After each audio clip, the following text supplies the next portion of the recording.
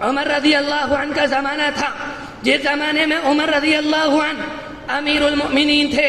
عمر رضی اللہ عنہ کے زمانے میں مسلمانوں کو جتنی فتوحاتیں ملی بعد کے زمانے میں اتنی نہیں ملی۔ ان کے زمانے میں بہت زیادہ فتوحاتیں ہوئیں۔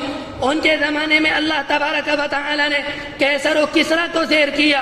ان کے زمانے میں کیسر و کسریٰ کے محلات، ان کے باغات، ان کے مکانات، ان کے خزانے مسلمانوں کے قبضے میں آئے۔ مولانا تقی عثمانی صاحب کی تحقیق ہے، دنیا کے جتنے رقبے پر اس زمانے میں عمر رضی اللہ عنہ کی حکومت تھی، اس زمانے میں موجودہ وقت میں اتنے رقبے میں دنیا میں 15 ملک بنے ہوئے ہیں۔ اتنی بڑی حکومت عمر رضی اللہ عنہ کی تھی۔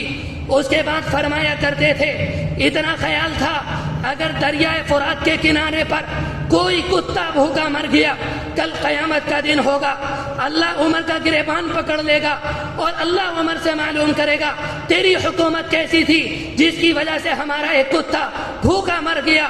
اتنی ذمہ داری کا احساس تھا۔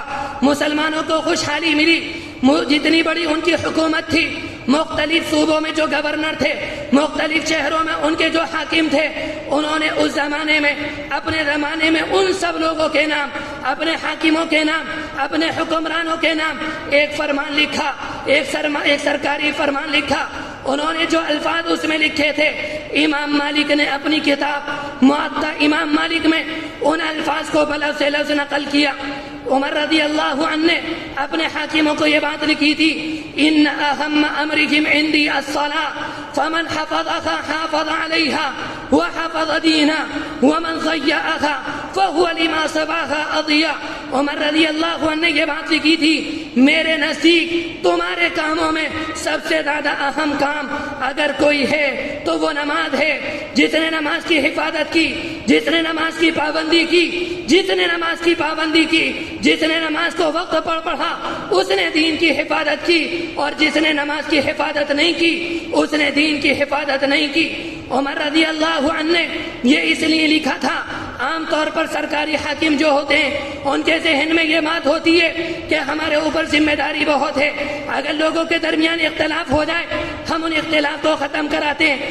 اسی طرح سے بیت المال کی ذمہ داری ہمارے پاس ہے، لوگوں کی دیکھ بھال ہمارے پاس ہے۔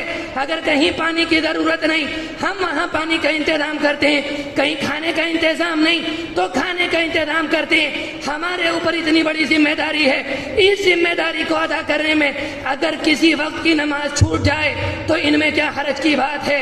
عمر رضی اللہ عنہ نے ان کی اس غلط فہمی کو دور کرنے کے لیے یہ بات لکھی تھی کہ جس نے نماز کی حفاظت کی اس نے دین کی حفاظت کی، اور اس کے بعد یہ بات لکھی تھی جو نماز کی حفاظت کرے گا وہ آسانی سے حکومت کو چلائے گا، اور جو نماز کی حفاظت نہیں کرے گا وہ حکومت کو نہیں چلائے گا۔ میرے بھائیوں، اس زمانے میں ہم اپنے آپ کو دیکھ لیں، کہتے ہوئے ڈر لگتا ہے نمازوں کا کیا حال ہے۔